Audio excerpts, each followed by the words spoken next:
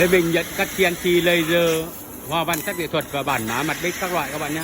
Anh em làm cơ khí mà đang cần những bộ phù điêu chống đồng và tất cả các loại hoa văn sắc nghệ thuật và bản má mặt đích từ 50 ly trở xuống thì gọi cho mình nha, mình sẽ cắt gia công cho các bạn nhé.